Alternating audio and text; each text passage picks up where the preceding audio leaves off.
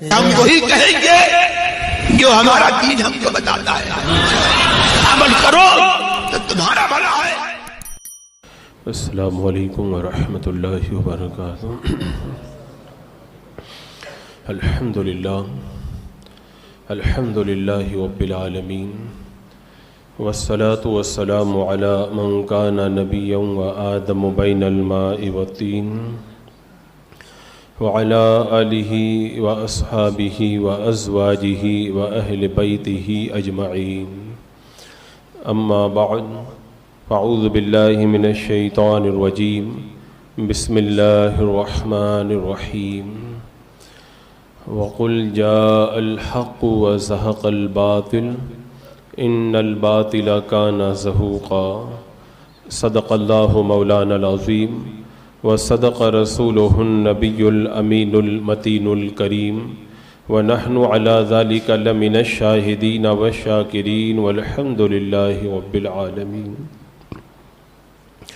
حصول برکت کے لیے انتہائی عقیدت و محبت کے ساتھ ہمارے اور ساری کائنات کے آقا و مولا حضور اکرم سید عالم جناب محمد رسول اللہ صلی اللہ تعالیٰ علیہ وسلم کی پر نور بارگاہ میں درود و سلام کا ہدیہ پیش کر لیجیے۔ اللہم صلی علی سیدنا و شفیعنا و حبیبنا و مولانا محمد وبارک وسلم، صلاۃ و سلام علیک یا رسول اللہ صلی اللہ تعالی علیہ وسلم۔ عزیزان مکرم، آج کا دن انتہائی برکتوں اور رحمتوں اور فتح و نصرت کا دن ہے۔ آج رمضان المبارک کی 20 تاریخ ہے، اور 20 رمضان المبارک کو اللہ تبارک و تعالیٰ نے اہل ایمان کو ایسی فتح عطا فرمائی تھی جس فتح پر آسمان والے اور زمین والے سب مبارکباد پیش کر رہے تھے۔ یعنی آج ہی کے دن مکہ فتح ہوا تھا، اور میرے آقا صلی اللہ تعالی علیہ وسلم بڑی شان و شوکت کے ساتھ میں اپنے صحابہ کرام کے مقدس ہجوم میں مکۃ المکرمہ کے اندر داخل ہوئے تھے۔ تو آج بڑی فتح و نصرت کا دن ہے، اور آج کے دن خانہ کعبہ کو بتوں کی ناپاکی سے پاک کیا گیا تھا، اور آج کے دن خانہ کعبہ کی عظمتوں میں 4 چاند لگے تھے۔ تو آج یہ بڑی عظمتوں کا دن ہے جو اللہ تبارک و تعالیٰ نے ہمیں نصیب فرمایا ہے، اور اس مقدس دن کی برکتوں سے آج ہم اور آپ مالا مال ہو رہے ہیں۔ فتح مکہ کے حوالے سے پوری تفصیلی گفتگو نہ کر کے میں اختصاراً کچھ عرض کروں، اور پھر آج کے حالات کے اعتبار سے فتح مکہ سے جو درس نکل کر کے ہمیں ملتا ہے اسے آپ کے سامنے رکھوں۔ اصل میں معاملہ یہ ہوا تھا کہ جب میرے آقا صلی اللہ تعالیٰ علیہ وسلم کو عمرہ کرنے سے مقام حدیبیہ میں روک دیا گیا تھا، تو مقام حدیبیہ کے اندر کفار اور مسلمانوں کے درمیان ایک آپس میں معاہدہ ہوا تھا۔ اس معاہدے کے اندر ایک شک یہ تھی کہ جو مسلمانوں کا حلیف ہے ان کے ساتھ میں جو لگا ہوا ہے اس کے ساتھ میں کفار کوئی بھی تعرض نہیں کریں گے، ان کے ساتھ میں کسی طرح سے کوئی وہ زبردستی نہیں کریں گے، اور جو ان کے ساتھ میں ملا ہوا ہے مسلمان ان کے ساتھ میں کوئی اس طرح کا تعرض نہیں کریں گے۔ یہ آپس کے اندر دونوں کے اندر معاہدہ ہوا تھا۔ اب مسلمانوں کے حلیف تھے بنی خزاعہ، اور کفار مکہ کے حلیف تھے بنی بکر۔ بنی بکر اور بنی خزاعہ کی آپس کے اندر جنگیں چلتی رہتی تھی، لیکن کچھ زمانے کے لیے ان کی جنگیں رکی ہوئی تھی۔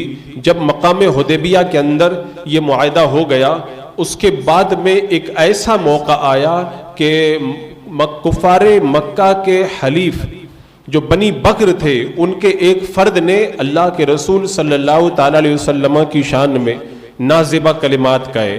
تو جو اللہ کے رسول علیہ السلام کے ساتھ میں تھے، جو حلیف تھے آپ کے بنی خزاعہ، ان کے ایک شخص نے اس کا سر پھوڑ دیا۔ اب بنی خزاعہ اور بنی بکر کے درمیان آپس کے اندر جنگ ہوئی۔ اب ہونا تو یہ چاہیے تھا کہ ان کی جنگ کے اندر کوئی تیسرا آدمی نہ کودتا، کیونکہ یہ معاہدہ ہو چکا تھا کہ کوئی کسی کے حلیف سے جنگ نہیں کرے گا، لیکن مکہ کے کفار نے اس موقع سے فائدہ اٹھایا اور انہوں نے بنی بکر کے ساتھ مل کر کے بنی خزاعہ سے رات کے اندر چہرے پر نقاب ڈال کر کے جنگ کی۔ اب یہ بہت بڑی بات تھی، معاہدہ ہو چکا تھا تو معاہدوں کو توڑنا نہیں چاہیے تھا۔ اب وہ یہ سمجھ رہے تھے کہ ہم کو کسی نے پہچانا نہیں اور ہم نے مسلمانوں کے جو حلیف ہیں ان کے ساتھ میں جو ملے ہوئے ہیں ان سے جنگ کی ہے، کسی کو پتہ نہیں چلے گا۔ انہیں کیا خبر تھی کہ نبی تو غیب کی باتیں بھی جانتے ہیں۔ میرے آقا صلی اللہ تعالی علیہ وسلم نے اسی رات کے اندر حضرت ام المومنین عائشہ صدیقہ رضی اللہ تعالیٰ عنہ کو اسی صبح کے اندر بتا دیا کہ ایسا ایسا معاملہ ہوا ہے، جو ہمارے حلیف ہیں ان کے ساتھ میں مل کر کے کفار مکہ نے جو ہے وہ جنگ کی ہے۔ اور ادھر حضرت سیدہ میمونہ بیان کرتی ہے رات میں میرے آقا علیہ السلام جب نماز کے لیے اٹھے آپ نے فرمایا لبیک لبیک لبیک، یعنی تمہاری مدد کے لیے میں حاضر ہوں، تمہاری مدد کے لیے میں حاضر ہوں، تمہاری مدد کے لیے میں حاضر ہوں۔ حضرت سیدہ میمونہ کہتی ہیں یا رسول اللہ کوئی نظر نہیں آ رہا، آپ کس سے فرما رہے ہیں؟ تو اللہ کے رسول علیہ السلام نے فرمایا کہ بنی بکر کے ساتھ مل کر کے کفار قریش نے ہمارے حلیف بنی خزاعہ کے ساتھ میں جنگ کی ہے اور وہ مجھے مدد کے لیے بلا رہے ہیں، اس کے جواب میں کہہ رہا ہوں کہ میں تمہاری مدد کے لیے حاضر ہوں۔ اور پھر چند دن کے بعد میں وہ میرے آقا علیہ السلام کی بارگاہ میں آئے اور بتایا یا رسول اللہ ایسا ایسا ہو گیا۔ اللہ کے رسول علیہ السلام کھڑے ہوئے اور فرمایا تمہاری مدد کی جائے گی۔ اور ادھر کفار مکہ کو احساس ہو گیا کہ ہم نے بہت بڑی غلطی کی ہے۔ ابو سفیان کو بھیجا جا کے اللہ کے رسول علیہ السلام کو منائے۔ وہ اپنی بیٹی ام حبیبہ کے گھر گئے، بیٹی نے اپنا بستر سمیٹ دیا کہ اللہ کے رسول کا بستر یہ پاک ہے، تم اگرچہ میرے باپ تھے لیکن میں تمہیں اس بستر پر نہیں بیٹھنے دوں گی۔ اب وہاں سے وہ چلے، ابو سفیان حضرت ابو بکر کے پاس گئے، انہوں نے بھی سنائی نہیں کی۔ پھر حضرت عمر فاروق کے پاس گئے، حضرت فاطمہ کے پاس گئے، حضرت علی کے پاس گئے، کہیں پر کوئی سنوائی نہیں ہوئی۔ اب وہ سمجھ گئے کہ معاملہ بگڑ چکا ہے، واپس مکہ گئے۔ ادھر اللہ کے رسول علیہ السلام نے صحابہ کو بتا دیا سفر کی تیاری کریں۔ آپ نے ارادہ فرما لیا اب مکہ فتح کرنے کے لیے ہم روانہ ہوں گے۔ مسلمانوں کا 10 یا 12 ہزار کا لشکر میرے آقا صلی اللہ تعالی علیہ وسلم کے ساتھ میں رمضان المبارک کی 10 تاریخ کو اب مکہ کے لیے روانہ ہوا ہے۔ اللہ اکبر۔ میرے آقا صلی اللہ تعالی علیہ وسلم جب مکہ کے قریب پہنچے، مکہ کے کچھ لوگوں نے جب اتنا بڑا لشکر دیکھا وہ سمجھ گئے کہ آج کفار کی خیر نہیں ہے۔ اب وہ مقدس لمحے آئے جب رمضان المبارک کی 20 تاریخ کو میرے آقا صلی اللہ تعالی علیہ وسلم مکہ میں داخل ہو رہے تھے۔ آپ نے غسل فرمایا اور غسل فرما کر کے اپنی سواری پہ آپ سوار ہوئے۔ اس وقت اللہ کے رسول صلی اللہ تعالی علیہ وسلم پر ایک عجیب کیفیت طاری تھی۔ آپ کی داڑھی مبارک اللہ کے شکر کی وجہ سے بار بار اونٹ کے پالان کے اوپر جھک جاتی تھی اور آپ اونٹ ہی کے اوپر اللہ کی بارگاہ میں سجدہ شکر کے لیے جو ہے وہ جھکے چلے جا رہے تھے اور اللہ کی پاکی آپ کی زبان کے اوپر جاری تھی۔ میرے آقا صلی اللہ تعالی علیہ وسلم مکہ کے بالائی حصے سے جب اپنے اس عظیم لشکر کے ساتھ میں مکہ کے اندر داخل ہوئے، میرے آقا علیہ السلام نے اعلان کرا دیا جو بھی اپنے ہتھیار پھینک دے گا اس کے لیے امان ہے، جو ابو سفیان کے گھر میں چلا جائے گا اس کے لیے امان ہے، جو خانہ کعبہ میں آ جائے گا اس کے لیے امان ہے۔ اور میرے آقا علیہ السلام نے عام طور پر معافی کا اعلان فرما دیا۔ اب جب مکہ المکرمہ میں میرے آقا علیہ الصلوۃ والسلام داخل ہو رہے تھے، وہ کیسی قبولیت کی گھڑی تھی، وہ کیسی اجابت کی گھڑی تھی۔ آج سے چند سال پہلے وہ لمحے بھی آئے تھے جب رات کے وقت میں میرے آقا صلی اللہ تعالی علیہ وسلم کو یہی مکہ چھوڑ کر کے جانا پڑا تھا۔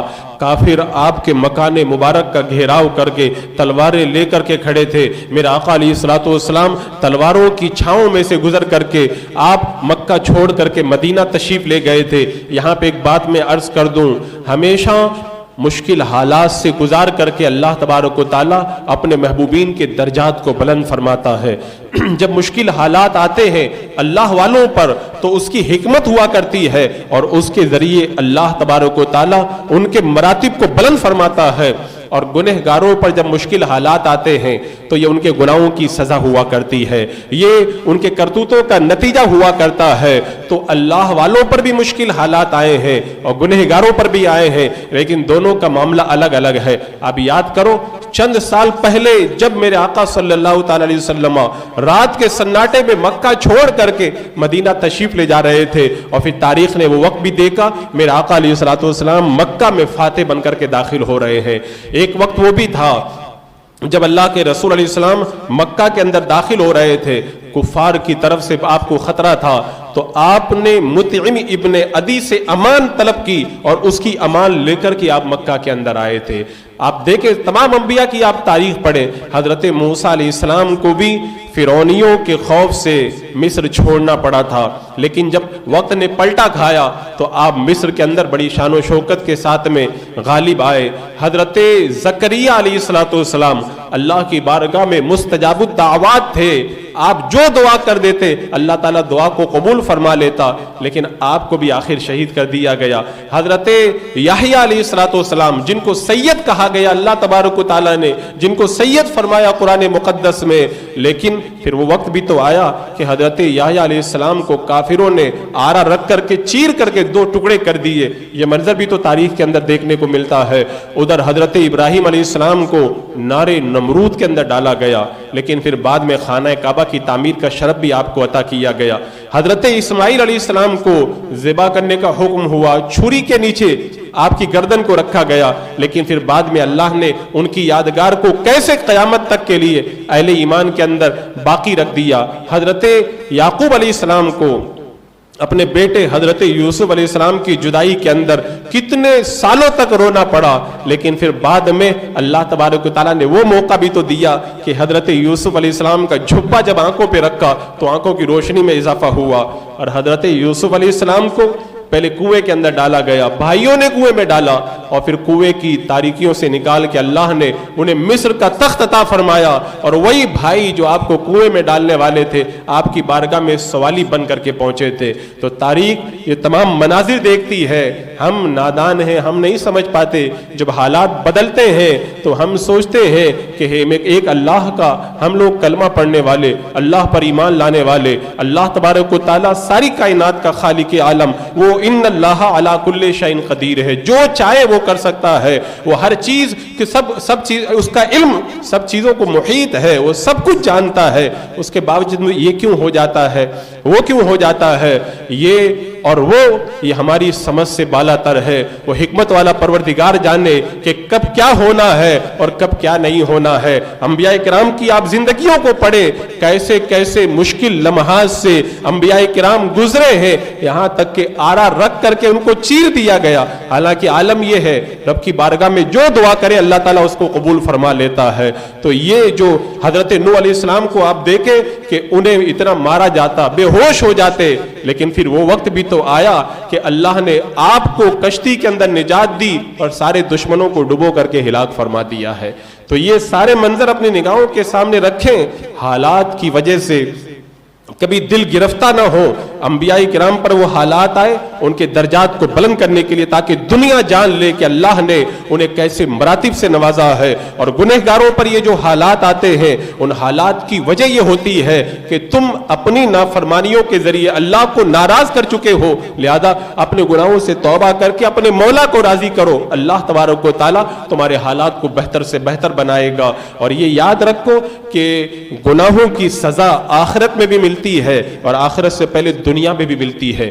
حکماء بیان کرتے ہیں کہ بندہ اگر گناہ کرے، کیونکہ بہت سارے لوگوں کو دیکھا گیا ہے وہ ظلم کرتے ہیں اور نہ جانے کتنے بڑے بڑے گناہ کرتے ہیں، لیکن ان کو کچھ نہیں ہوتا، وہ عیش و آرام سے رہتے ہیں، بڑی عیاشی کے ساتھ میں زندگی گزارتے ہیں۔ لوگ دھوکے میں پڑ جاتے ہیں، یہ اتنا بڑا گنہگار، اتنا بڑا پاپی اتنے آرام سے ہے، اور فلاں بندہ اتنا نیک ہے اور اتنی پریشانیوں کے اندر مبتلا ہے، وہ سمجھ نہیں پاتے اللہ کا عذاب ان پر آیا ہے، ان کو پتہ نہیں چلا۔ حکماء فرماتے ہیں ایک گناہ کے بعد میں اگر بندہ دوسرا گناہ کرے تو یہ پہلے گناہ کی سزا ہے جو اس کو دی گئی ہے، دوسرے گناہ کے بعد میں تیسرا گناہ کرے یہ اس گناہ کی سزا ہے جو اس نے پہلے کیا تھا۔ تو جو لوگ گناہوں میں، سیاکاریوں میں، بدکاریوں میں پڑے ہوئے ہیں، اس کے باوجود بھی عیش و آرام سے ہیں، وہ عیش و آرام سے نہیں ہے، بلکہ ان کے جو پہلے والے گناہ ہیں ان کی سزا انہیں دی گئی ہے کہ اور آگے گناہ پہ گناہ کرتے چلے جا رہے ہیں۔ اور جب بندہ نیکی کرتا ہے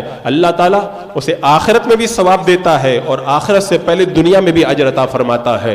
اگر آپ نے نیک کام کیا تو اس کا اجر آپ کو ملا، آپ یہ مت سمجھو کہ مال نہیں ملا، مجھے عزت نہیں ملی، مجھے صحت و تندرستی نہیں ملی، مجھے دنیا کا آرام نہیں ملا۔ نہیں، تمہیں جو نیک کام کیا تھا اس کا اجر تم کو ملا۔ کیا ملا؟ تم جو پھر دوبارہ نیک کام کر رہے ہو، یہ پہلے والے نیک کام کا بدلہ ہے جو اللہ تعالیٰ تم کو عطا فرما رہا ہے۔ پھر تم اور نیکی کر رہے ہو، یہ پہلے والی نیکی کا بدلہ ہے جو اللہ تعالیٰ تم کو عطا فرما رہا ہے۔ تو گناہ کے بعد گناہ کرنا یہ گناہ کی سزا ہے، اور نیکی کے بعد نیکی کرنا یہ نیکی کا بدلہ ہے۔ بنی اسرائیل کے ایک عالم تھے، انہوں نے اللہ کی بارگاہ میں عرض کیا، مولا میں نے اتنی تیری نافرمانیاں کی، آج تک مجھے سزا کیوں نہیں ملی؟ اللہ نے فرمایا کہ تجھے سزا ملی، تجھے پتہ ہی نہیں چلا۔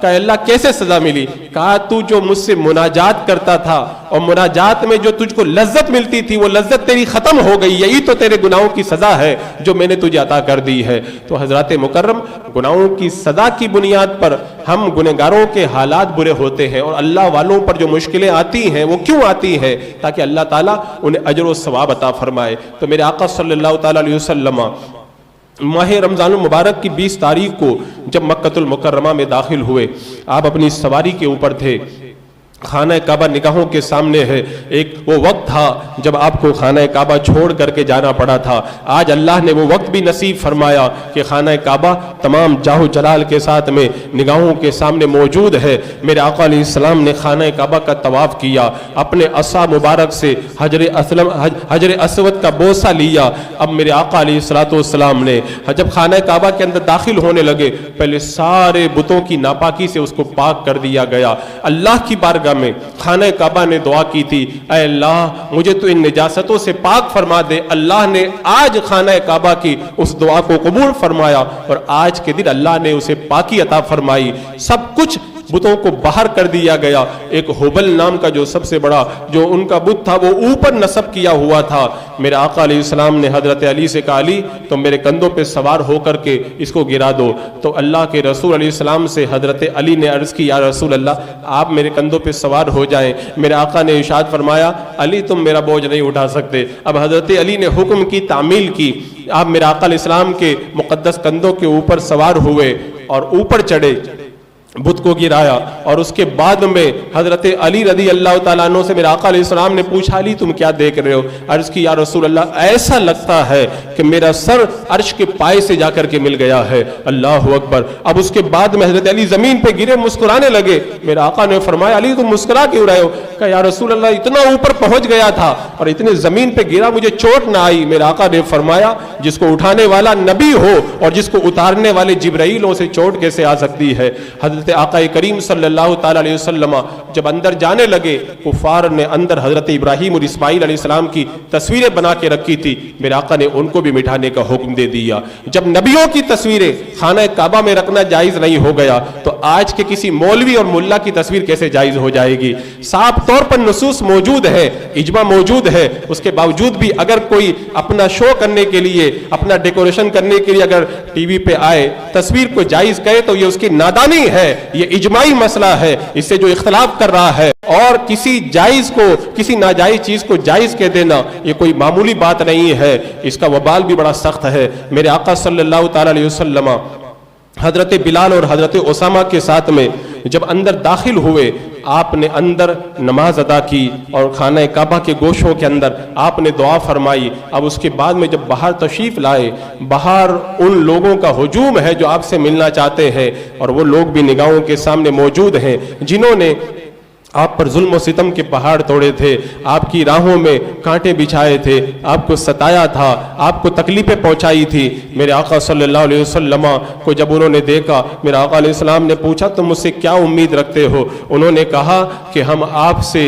خیر کی امید رکھتے ہیں، آپ بہترین صلہ دینے والے ہیں۔ میرے آقا صلی اللہ تعالیٰ علیہ وسلم نے فرمایا، آج میں تمہارے ساتھ میں وہی معاملہ کروں گا جو معاملہ حضرت یوسف علیہ السلام نے اپنے بھائیوں کے ساتھ میں کیا تھا، لا تثریب علیکم الیوم اذهبوا انتم الطلقاء، جاؤ میں نے تم سب کو معاف کیا، آج میں تم سے کوئی مواخذہ نہیں کروں گا۔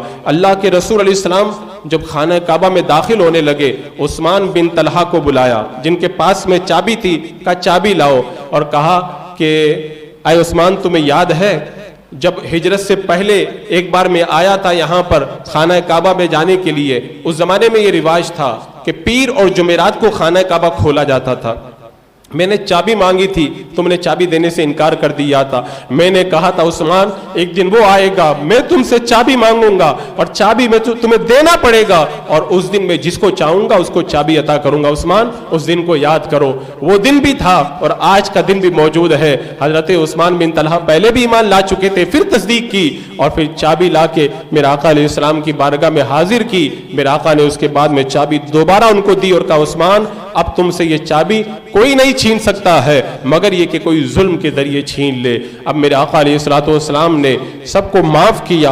آپ حضرت ام ہانی کے گھر پہ تشریف لے گئے اور آپ نے چاشت کی نماز ادا کی، صفا پہ تشریف فرما ہوئے، لوگوں کو بیعت کیا اور جتنے بھی وہاں پر جو ہے وہ معاملات تھے آپ نے ان کا فیصلہ فرمایا، اور کچھ گستاخوں کو آپ نے سزا دینے کا حکم دیا۔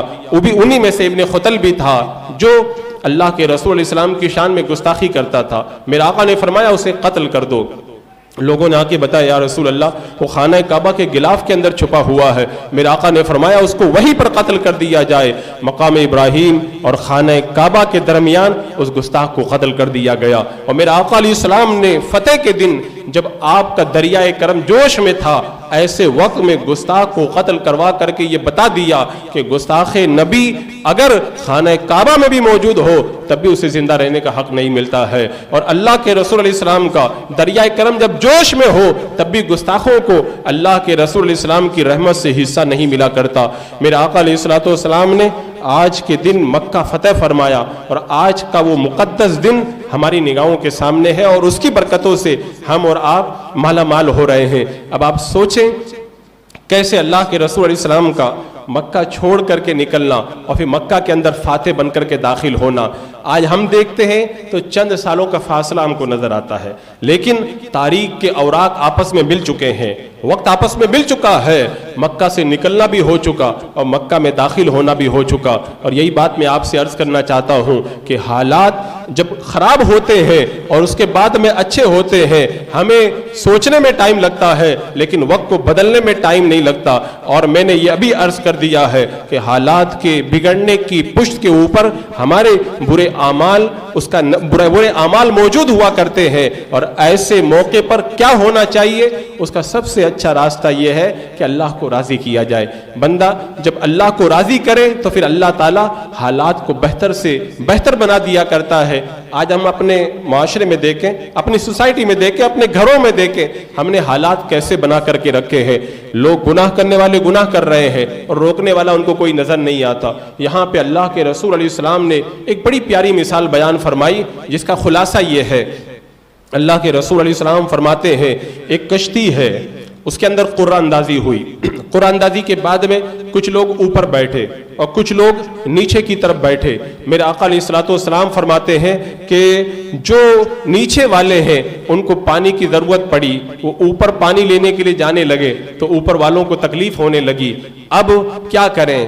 دریا سے ڈائریکٹ پانی لے نہیں سکتے، اوپر جاتے ہیں، اوپر والوں کو تکلیف ہوتی ہے۔ انہوں نے ایک تیسرا راستہ نکالا، نیچے والے پیندے کے اندر کشتی میں انہوں نے سوراخ کر دیا تاکہ ڈائریکٹ ہمیں پانی مل جائے، یعنی سوراخ کرنے لگے۔ تو اللہ کے رسول علیہ السلام نے فرمایا اگر اوپر والے نیچے والوں کو من مانی کرنے دیں گے تو وہ بھی برباد ہوں گے اور نیچے والے بھی برباد ہو جائیں گے، کشتی ڈوب جائے گی۔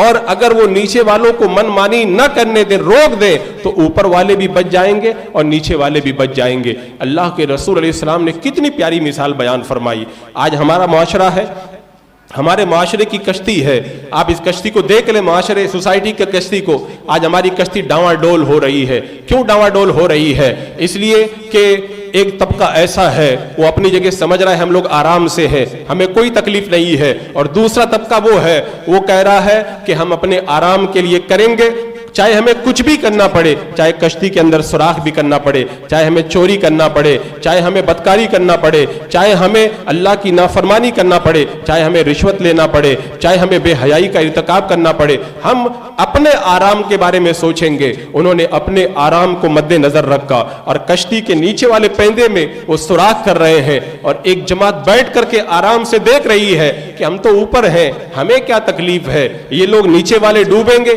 لیکن انہیں پتہ نہیں ہے جب کشتی میں پانی آتا ہے اور کشتی ڈوبتی ہے تو جہاں پہ نیچے والے ڈوبتے ہیں اوپر والے بھی ڈبو دیے جاتے ہیں۔ تو آج ہر آدمی اپنے حال میں مست ہے، اس کی تکلیف ہے تو میں کیا کروں، وہ برائی میں مبتلا ہے تو میں کیا کروں، وہ بگڑ رہا ہے تو میرا اس میں کیا جاتا ہے۔ ایک بات یاد رکھیں، ہم لوگ پہاڑ پہ نہیں رہتے ہیں، ہم لوگ بھی بستی میں رہتے ہیں۔ تو آگ لگے گی تو جب ایک گھر جلے گا تو سارے گھر جلیں گے، اگر ایک جگہ اگر برائی پیدا ہوگی تو سارے معاشرے میں برائی پیدا ہوگی، اگر ایک جگہ گناہوں کا ماحول بپا ہوگا پوری سوسائٹی کے اندر گناہ پھیلے گا۔ تو آج ہماری سوسائٹی کی کشتی جو ڈاواں ڈول ہو رہی ہے اس کی وجہ یہ ہے کہ لوگ اپنے آرام کے لیے ہماری سوسائٹی کی کشتی میں سوراخ کر رہے ہیں، اور دوسری جماعت آرام سے پرسکون انداز میں بیٹھ کر کے دیکھ رہی ہے کہ ہمارا کیا جاتا ہے۔ لہذا میرے آقا علیہ السلام نے اس مثال کے ذریعے بتا دیا کہ ایسے حالات کے اندر ہر بندے کو اپنی ذمہ داری نبھانا چاہیے،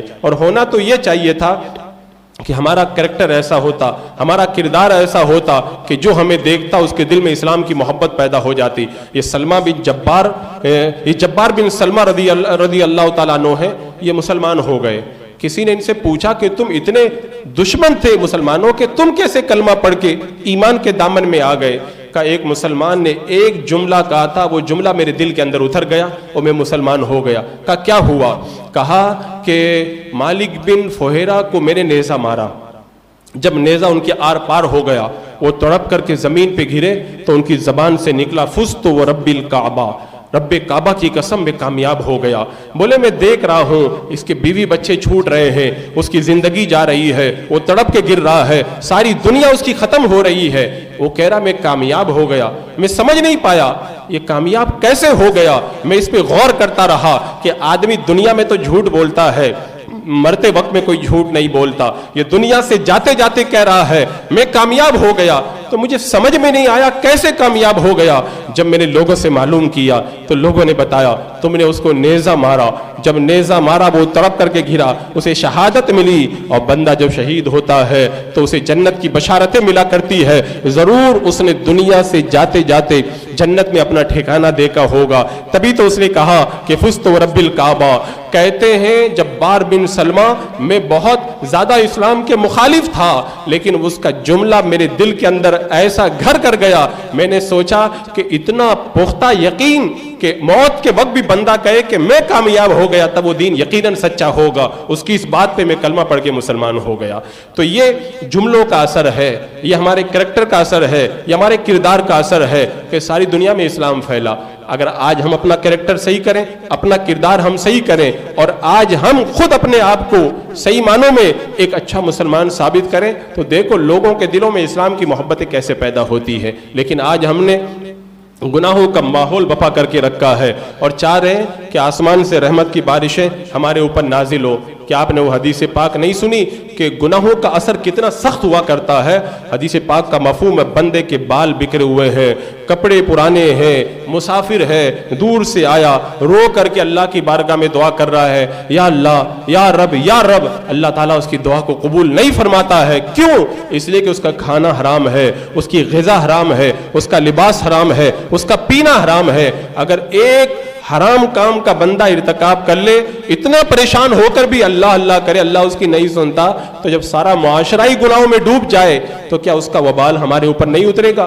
آج فتح مکہ کا دن ہمیں یہ درس دیتا ہے کہ مشکل حالات بھی آتے ہیں اور پھر اچھے بھی ہوا کرتے ہیں، لیکن اس پہ غور کرو کہ حالات مشکل کیوں ہوئے تھے، اس مشکل کو دور کرنے کی کوشش کرو تاکہ حالات تمہارے لیے بہتر ہوں۔ عزیزان مکرم، یہ کوشش کریں ہمارے معاشرے کا ہر فرد کہ ہم اس معاشرے کی ڈاواں ڈول کشتی کو سنبھالیں گے، خود بھی گناہوں سے بچیں گے، نافرمانیوں سے بچیں گے، اور معاشرے کی کشتی میں کوئی سوراخ نہیں کریں گے، اور اگر کوئی اللہ کی نافرمانی کر کے اس کشتی میں سوراخ گستاخ کرتا ہے اس کے ہاتھوں کو ہم پکڑیں گے، اور اگر کوئی اپنے آپ کو ہلاک کرنا چاہتا ہے ہم اپنی خیر نہیں بنائیں گے، اپنے ساتھ میں اس کے لیے بھی ہم عافیت کا سامان کرنے کی کوشش کریں گے تاکہ اللہ تبارک و تعالی ہمارے اوپر رحمتوں کا نزول فرمائے۔ اللہ رب قدیر ہمیں آج کے اس مقدس دن کی برکتوں سے مالا مال فرمائے، اور آج کے دن ہم فتح مکہ کے جتنے صحابہ ہیں سب کی بارگاہ میں اپنی محبتوں کا خراج پیش کرتے ہیں،